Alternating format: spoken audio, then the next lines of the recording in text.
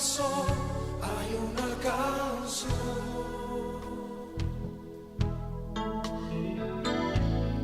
que demuestra mi pasión. Vamos a hacer un vuelo rasante, así por encima, de uno de los libros más complicados de la Biblia. Es el libro de Hebreos. Así que, si tiene Hebreos, vamos a tomar el capítulo 8.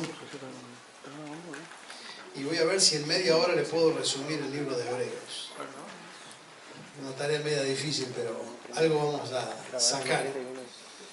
Hebreos capítulo 8. Y usted mantenga la Biblia abierta allí, ya cuando ustedes tengan su Biblia, sus hojitas.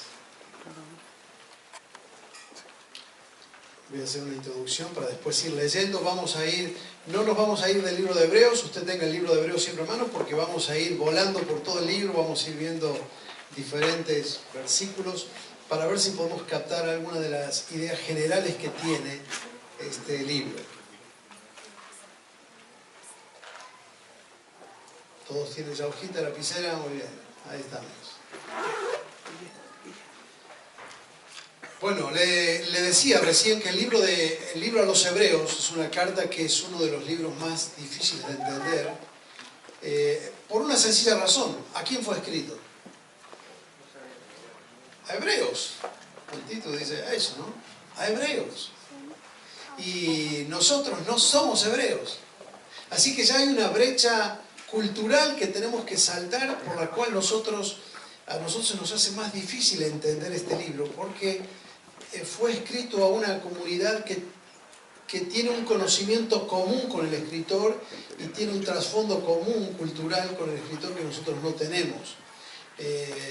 Para poder entender bien todo lo que él está diciendo y captar el sentido de algunas ideas, tendríamos que primero estudiar todo el libro de Levíticos, lo cual ya sería otro tema muy difícil. Ahora, se lo voy a resumir diciéndolo de esta manera. El culto judío, la adoración en la cultura hebrea, giraba alrededor de tres elementos esenciales. ¿Qué eran? El santuario, es decir, el templo, el sacerdocio y el sacrificio. ¿Estamos? Todo judío percibía la adoración a través de estas tres cosas, o dicho de otra manera, jamás un judío podía concebir la adoración a Dios si no estaban estos tres elementos presentes. Cuando un judío quería adorar, ¿a dónde iba? Al santuario, al templo. Aún cuando estaban fuera de Jerusalén, ellos oraban, como hacía Daniel en Babilonia, abriendo las ventanas y mirando hacia Jerusalén. Así que cuando ellos querían adorar, lo hacían siempre vinculados a un lugar, a un espacio físico, que era el santuario. Cuando él venía al santuario, se tenía que presentar delante de ¿quién? De un sacerdote. Muy bien. ¿Y qué tenía que traer? Él tenía que traer un sacrificio.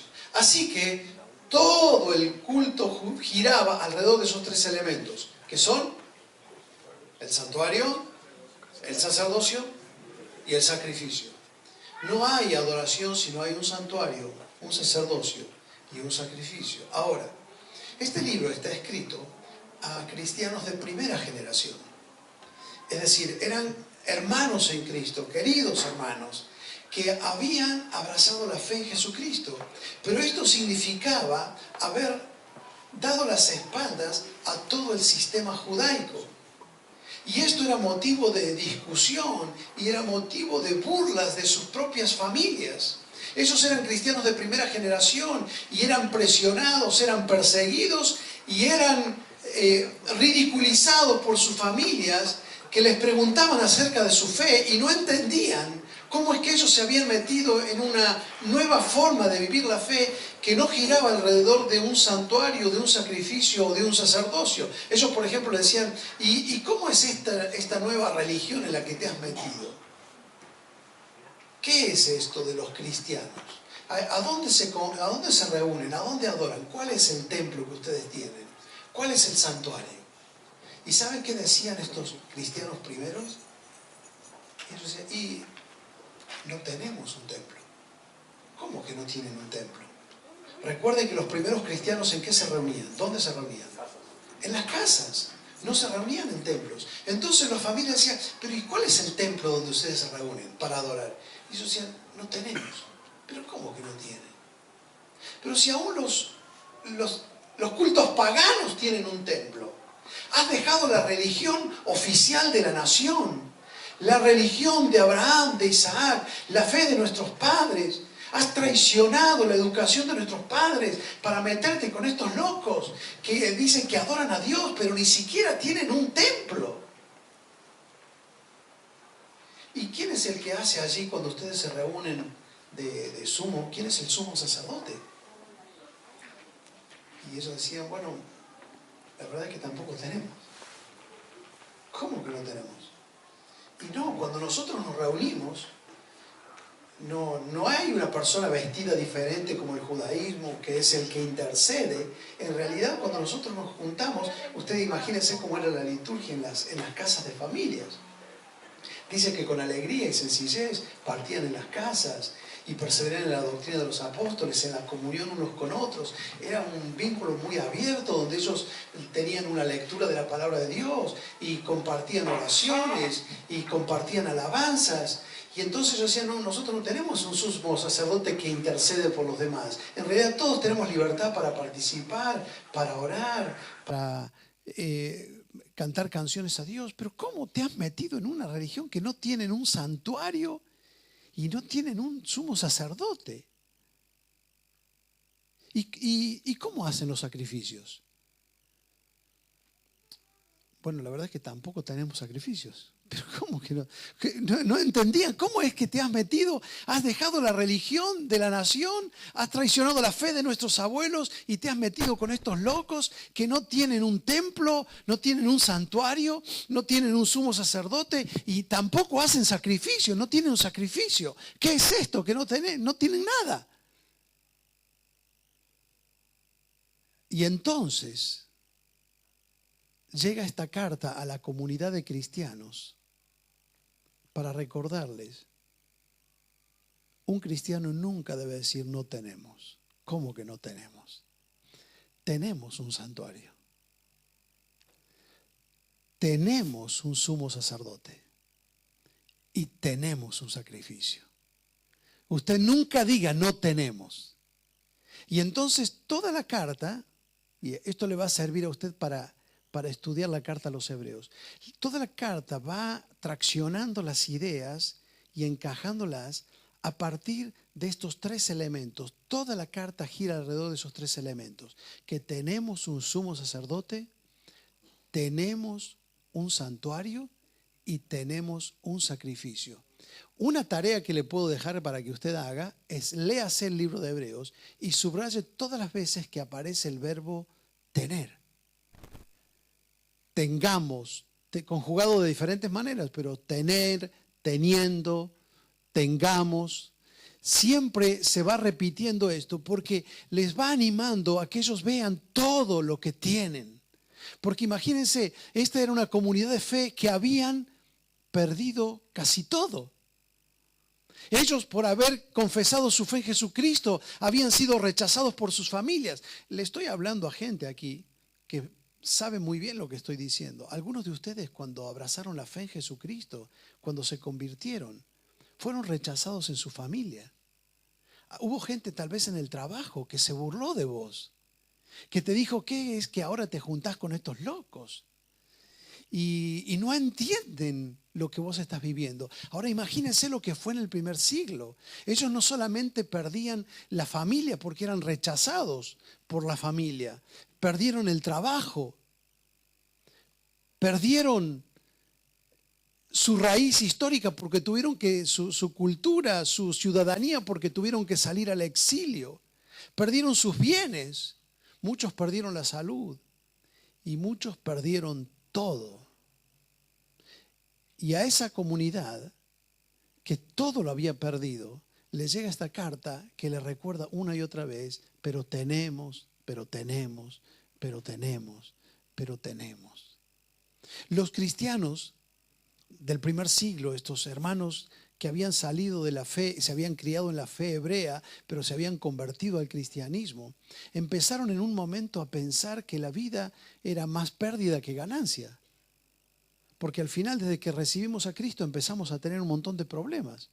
Que perdimos la familia, perdimos los amigos, que perdimos el trabajo, que tuvimos que salir de nuestra nación, en muchos casos fueron exiliados. Entonces ellos pensaban que la vida cristiana estaba asignada más por pérdidas que por ganancias. Y algunos estaban queriendo retroceder al judaísmo y es como que estaban mirando para atrás.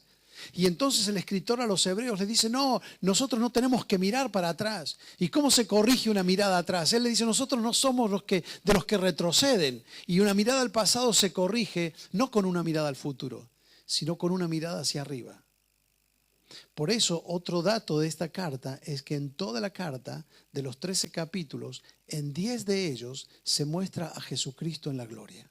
Una y otra vez el autor los invita a mirar a aquel sumo sacerdote que tenemos y que es mejor que los sumos sacerdotes del Antiguo Testamento. Y les anima a decir, hermanos, ustedes han perdido muchas cosas, pero ustedes todavía pueden decir, tenemos un sumo sacerdote, tenemos un santuario y tenemos un sacrificio. Ahora, con esa idea en mente, usted puede entender algunos versículos. Capítulo 8, verso 1.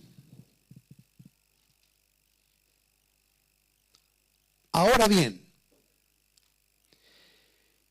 el punto principal, es decir, para resumir la idea, el punto principal de lo que venimos diciendo, ¿cuál es? Es que, subraya ese tenemos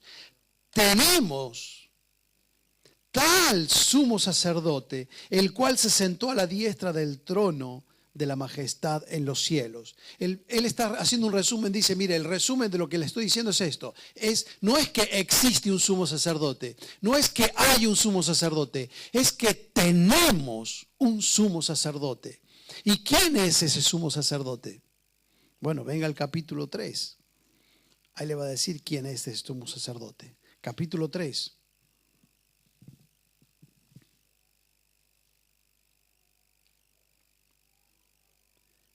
Verso 1.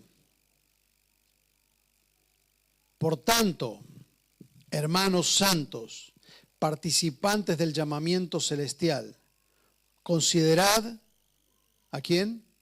Al apóstol y sumo sacerdote de nuestra profesión. ¿Quién es? Cristo Jesús. Él es el apóstol y el sumo sacerdote. Entonces, ¿cómo que no tenemos? Tenemos un sumo sacerdote. Ahora, mire ese texto detenidamente, el verso 1 del capítulo 3. Lo presenta a Cristo como el apóstol, que es una palabra más bien del Nuevo Testamento. Y el sumo sacerdote, que es una palabra más bien del Antiguo Testamento. La verdad es que yo las hubiera puesto al revés. Hubiera puesto, considerad al sumo sacerdote y el apóstol de nuestra fe. Pero el escritor las invierte intencionalmente. Porque la palabra apóstol significa el que es enviado para cumplir una misión. Y el sumo sacerdote es el que entra para interceder. Así que entre esas dos palabras está todo el ministerio y la obra de Cristo, porque Él es el apóstol, es decir, aquel que sale del Padre y viene como enviado del Padre a la tierra, y viene y hace la obra y muere por nuestros pecados y resucita para nuestra justificación y después entra en la presencia del Padre como sumo sacerdote para interceder. ¿Cómo que no tenemos?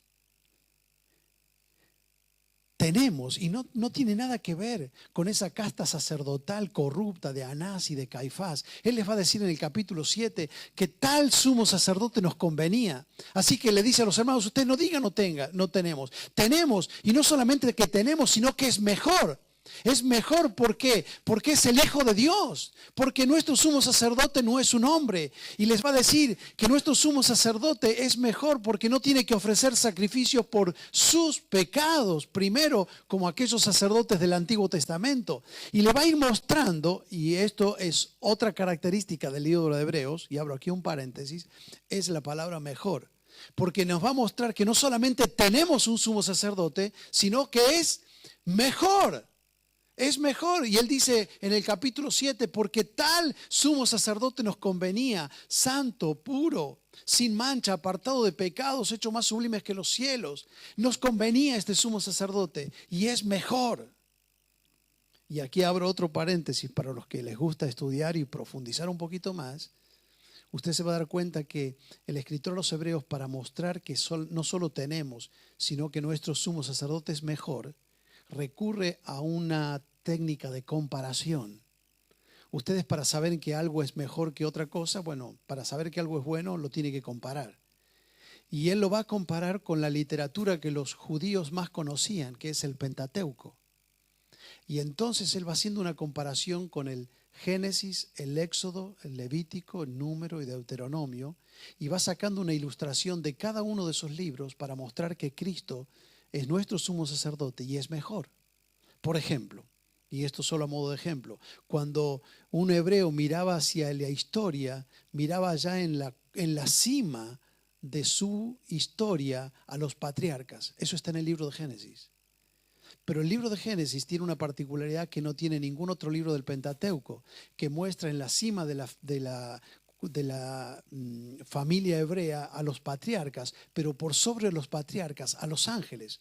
Y el ministerio de los ángeles sobre la vida de Abraham, de Isaac y de Jacob es una característica que no se da en los otros libros del Pentateuco. Así que ellos consideraban, por sobre todo cuando ellos miraban su historia, en la cima de su historia, a los patriarcas. Pero cuando leían la historia de los patriarcas, veían sobre ellos a los ángeles, como fueron mensajeros, por ejemplo, para su padre Abraham.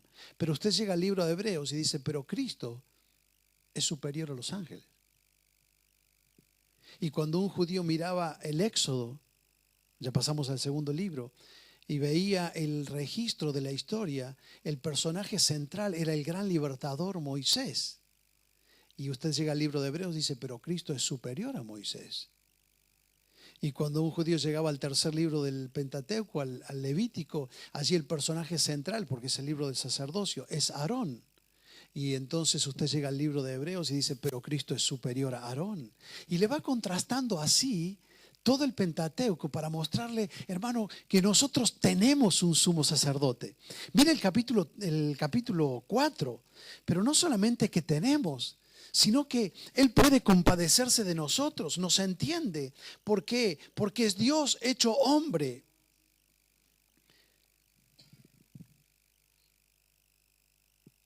Capítulo 4, verso 14. Por tanto, teniendo, ahí está otra vez el verbo, teniendo un gran sumo sacerdote que traspasó los cielos, Jesús, el Hijo de Dios, retengamos nuestra profesión. Porque no tenemos, otra vez el verbo tener, un sumo sacerdote que no pueda compadecerse de nuestras debilidades, sino, y ahí contrasta lo que implica que sí tenemos, así que no tenemos uno que no pueda compadecerse, sino que tenemos uno que fue tentado en todo según nuestra semejanza, pero sin pecado, no sin pecar, sin pecado. Él fue totalmente hombre, se hizo uno de nosotros, por eso nos puede entender en nuestras debilidades y puede compadecerse de nuestras situaciones de la vida. No hay ninguna circunstancia en nuestra vida con la que Jesús no pueda identificarse. Por eso Él se hizo hombre, para venir y aún padecer nuestros dolores. Me encantó leyendo el testimonio de Joni Eareckson. Seguro han escuchado de esta chica que tuvo un accidente siendo adolescente y quedó cuadriplégica. Y ella en un momento cuando despertó en el hospital los primeros días, ella cuenta la lucha que tenía porque no entendía la situación que vivía, cómo Dios había permitido, y alguien venía y le hablaba de Dios y ella estaba enfurecida por la situación y por la noticia de que ahora no tenía movilidad en sus brazos ni en sus piernas. Y en ese proceso de lucha y de duda en su fe, ella dice, el Espíritu Santo trajo algo a mi corazón. Y yo pensé en ese momento, en la cruz, Jesús tampoco podía mover sus piernas y sus brazos. Él puede entender a un cuadripléjico. Lo único que podía mover era lo que yo ni podía mover en ese momento, eran sus labios. Y los usó para decir, Padre, perdónalos, porque no saben lo que hacen. Y ella dice, eso generó en mí una paz, de saber que aún en la situación tan desesperante que yo estaba, Jesús se podía identificar conmigo. ¿Cómo que no tenemos un sumo sacerdote? El escritor de los Hebreos dice, tenemos, y el que tenemos es mejor, porque es el Hijo de Dios hecho hombre. En segundo lugar, él les va a decir, también tenemos un santuario. ¿Cómo que no tenemos? Él les anima a los hermanos que decían, y nosotros no tenemos templo, nos juntamos en las casas, y los demás se les burlaban y dice, nosotros tenemos, ¿cómo que no tenemos? Capítulo 6.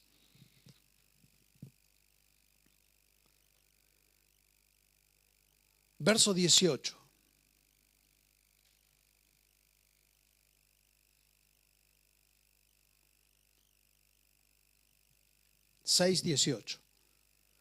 Para que por dos cosas inmutables en las cuales es imposible que Dios mienta, ¿qué dice?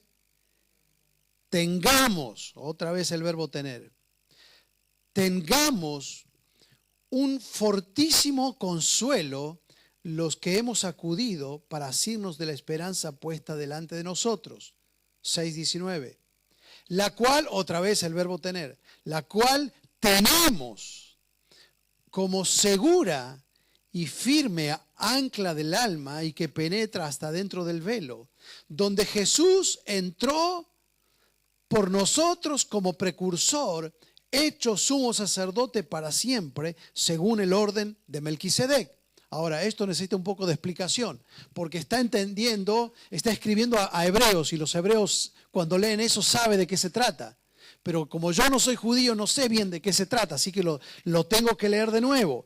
Y él dice que tenemos una segura y firme ancla que penetra hasta dentro del velo. ¿Y de qué me está hablando? Inmediatamente un judío decía, ¿dónde está el velo? ¿En dónde estaba? En el templo. Es decir, está hablando de un santuario. Y el lugar santo, el lugar santísimo, era aquel que estaba detrás del velo. Y ahora él dice, miren, nosotros tenemos un ancla segura y firme que ya entró detrás del velo. Es Cristo Jesús. Y por eso nosotros tenemos la esperanza de que un día vamos a entrar dentro de ese tabernáculo, no hecho de manos, eterno en los cielos. Él está hablando no de un santuario terrenal. Él les está diciendo, nosotros tenemos un santuario celestial y en el lugar santísimo nuestro intercesor ya entró. Miren lo que dice el verso siguiente. Donde Jesús, verso 20, entró por nosotros como precursor. Ahora, ¿qué es el precursor? El precursor, como en el caso de Juan el Bautista, es el que viene adelante para garantizar que sea recibido y que sea aceptado el que viene atrás. Ahora dice esto, Jesús ya entró dentro del velo, ya entró en el lugar santo, Jesús ya entró en el santuario celestial y Él es el precursor, es decir, el hecho de que Él ya está en el lugar santísimo, el hecho de que Él ya entró en el santuario celestial, es la garantía de que yo también voy a ser recibido. El cristiano no puede tener otro destino que no sea el santuario celestial. ¿Por qué? Porque su precursor ya entró en el lugar santísimo. Como solemos cantar, oh qué triunfo más glorioso, en el cielo un hombre entró y es allí el representante de su pueblo que salvó. Conocen ese himno, ¿verdad? ¿No es cierto? Es la garantía de que nosotros vamos a estar en la gloria misma. Esa es la inversa del libro de Colosenses, porque Colosenses dice que Cristo en nosotros es la esperanza de gloria. Es decir, el hecho de que Cristo está en mí es la garantía de que yo voy a estar en la gloria. Pero acá dice al revés. El hecho de que Cristo está en la gloria es la garantía de que yo voy a estar también en ese santuario.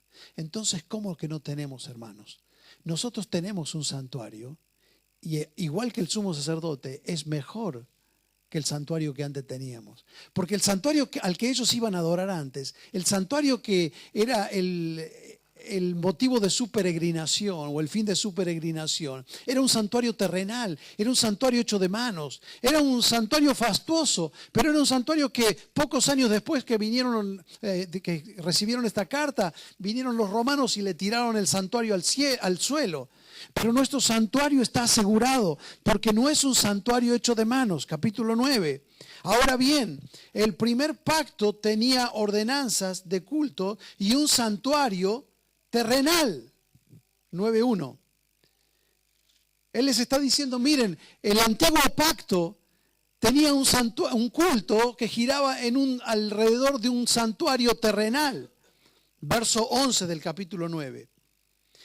Pero estando ya presente Cristo, sumo sacerdote de los bienes venideros, por el más amplio y más perfecto santuario o tabernáculo, no hecho de manos, es decir, no de esta creación.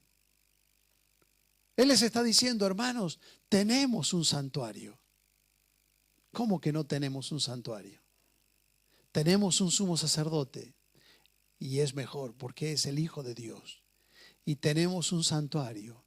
Y es mejor porque no es un santuario terrenal. Es la casa que Dios ha preparado para sus hijos eterna en los cielos. Pero Él les va a decir también, no solamente tenemos un sumo sacerdote, tenemos un santuario. Pero también les va a decir, recuerden que tenemos un sacrificio. Capítulo 13.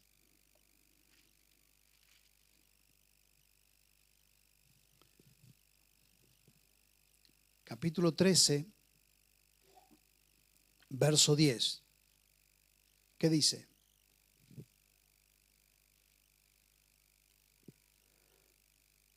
¿Qué dice? Tenemos, otra vez el verbo tener, subráyelo de nuevo ahí, 13:10. Tenemos un altar del cual no tienen derecho a comer los que sirven al tabernáculo. Ahora, ¿a qué se refiere ahí que tenemos un altar? Y usted sabe que ahí se refiere al altar del sacrificio, de lo cual los sacerdotes después comían. Dice, pero este es un sacrificio distinto, del cual no pueden comer los que sirven en el tabernáculo. Porque este es un sacrificio hecho una vez y para siempre. Así que tenemos un sacrificio. Y es el sacrificio de Cristo hecho en la cruz. ¿Cómo que no tenemos? Y es mejor. ¿Por qué? Porque dice en el capítulo anterior, con un solo sacrificio hizo perfectos para siempre, el capítulo 10. Con un solo sacrificio fue suficiente, porque con un solo sacrificio hizo perfectos para siempre a los santificados. Es un sacrificio mejor porque no es necesario, como los sacrificios del Antiguo Testamento, que tengan que ser repetidos una y otra y otra y otra vez. Con un solo sacrificio fue suficiente para limpiar y borrar definitivamente todos nuestros pecados. Es el sacrificio de la cruz, lo que acabamos de celebrar recién en la Cena del Señor. Él les está diciendo a estos hermanos que decían, y no tenemos, no, nosotros no hacemos sacrificios, no tenemos. Y le dice, hermano, usted nunca se deje avergonzar, porque nosotros tenemos un sumo sacerdote. ¿Cómo que no tenemos? Es Cristo. Tenemos un santuario. Es la casa de nuestro Padre Celestial. Y tenemos un sacrificio. Es la obra de la cruz. ¿Algo más? ¿Cómo que no tenemos? Ahora,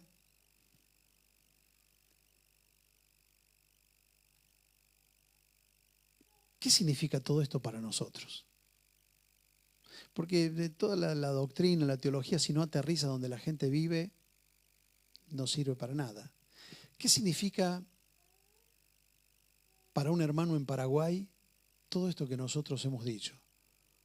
Hoy aquí en agosto 2017, ¿qué significa para mí aquí en Asunción todo esto que dice la carta a los hebreos, que fue escrito hace casi 2000 años? ¿Qué nos dice? ¿Sabe, hermano?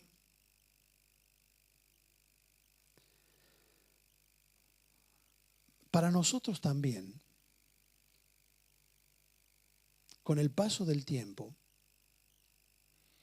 la vida se va a ir caracterizando más por pérdidas que por ganancias. Porque la vida es perder cosas. Y con el paso del tiempo, puede ser que vamos a perder seres queridos. Y aquí puede haber gente que ha perdido seres queridos. Puede ser que vamos a perder un trabajo. Puede ser que hemos perdido tal vez nuestro matrimonio. Hay gente que ha tenido duras experiencias en su matrimonio. Y aun cuando llegaron a la fe en Cristo Jesús, llegaron habiendo perdido, sintiendo que han perdido grandes oportunidades en la vida. Tal vez, y no tal vez, seguro, con el paso del tiempo, nosotros vamos a perder salud, ¿o no? Y aquellos que ya hemos pasado los 50 nos vamos dando cuenta que todos los días aparece, es como el auto cuando tiene más de 100.000 kilómetros, todos los días es un ruidito nuevo, ¿no? Y uno va sintiendo el deterioro del cuerpo y uno va a ir perdiendo. ¿Y sabe qué? El devenir propio de la vida nos va a ir llevando por un río en el que cada vez vamos a perder más y al final lo vamos a perder todo. Y finalmente vamos a perder la vida. Y ese día finalmente tendremos más que nunca. Por eso si hay alguien aquí en Asunción que todavía puede decir pero tengo, es un cristiano.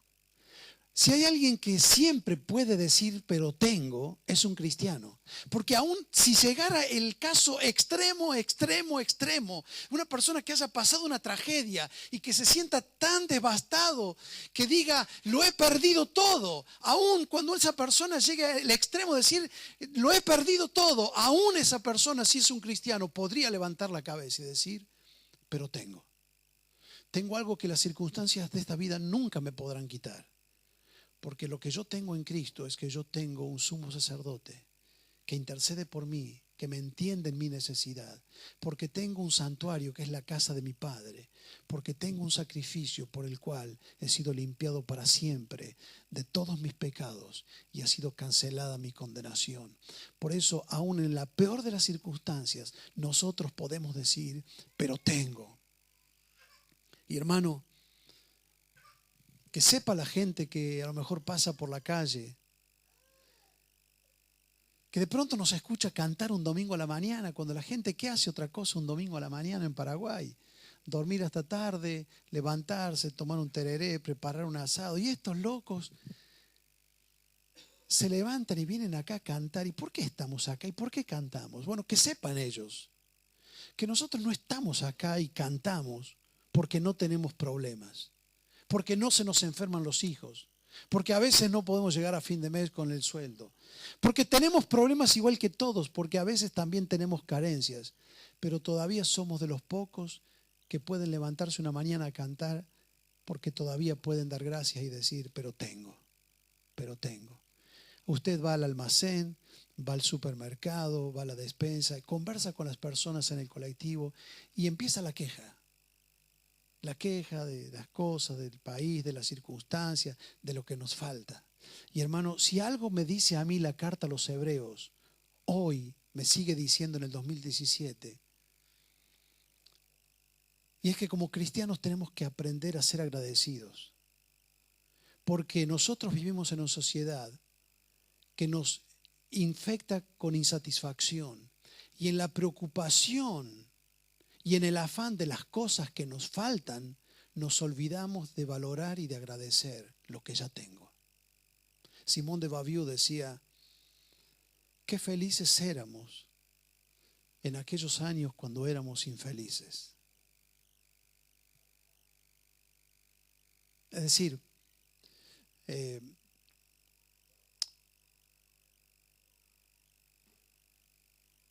hay momentos en la vida que nosotros tenemos cosas para disfrutar y no las disfrutamos preocupados por lo que nos falta. Y aquellos que ya hemos criado hijos y ya han crecido, ¿usted se da cuenta qué rápido crecen los hijos? Y uno mira para atrás y dice, qué lindo era ese momento y a lo mejor no lo disfrutamos preocupado por lo que nos faltaba.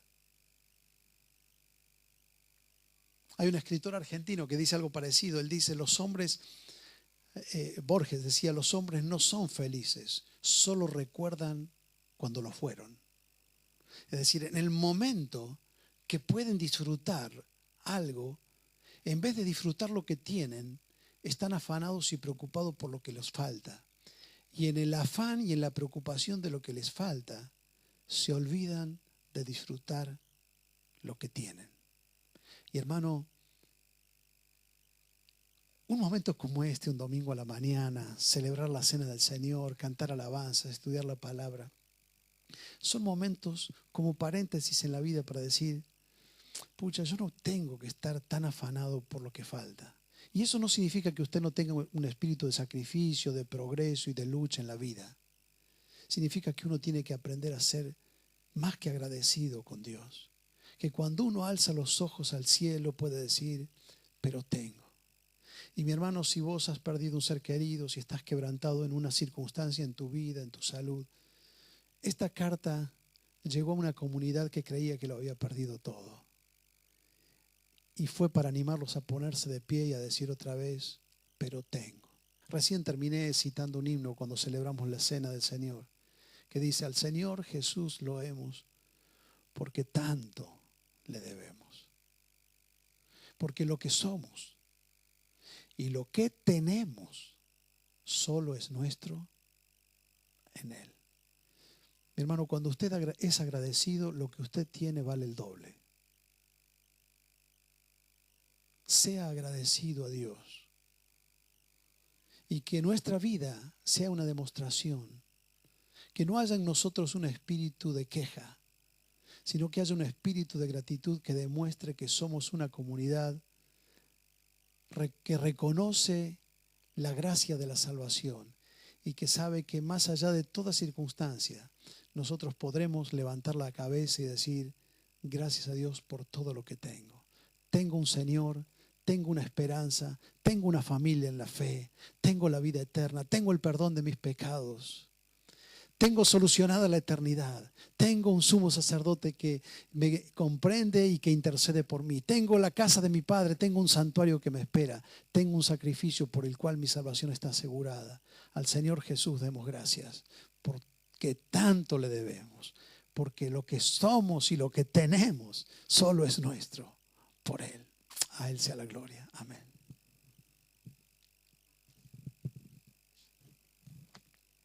Vamos a ponernos de pie.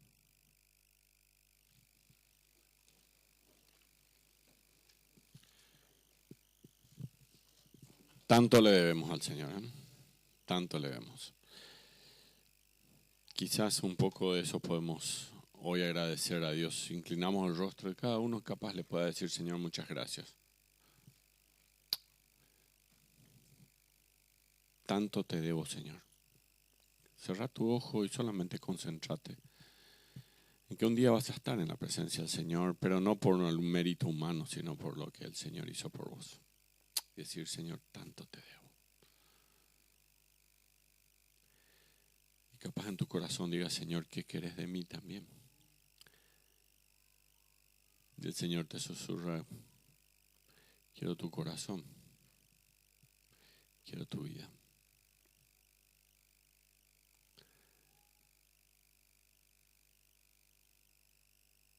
Y en esta tarde, en esta noche, capaz, escuchar su palabra te va a venir muy bien. Ahí en la conferencia una vez más. Querido Dios, muchas gracias de todo corazón porque tanto te debemos, Señor. Gracias porque un día estábamos en bancarrota espiritual, destituidos de la gloria. Gracias porque un día, Señor, no teníamos nada. Estábamos vacíos, Señor. Vivíamos como ciegos en este mundo, Señor. Sin Cristo, sin fe y sin esperanza. Hasta que la luz del Evangelio vino a nuestras vidas. Y ese día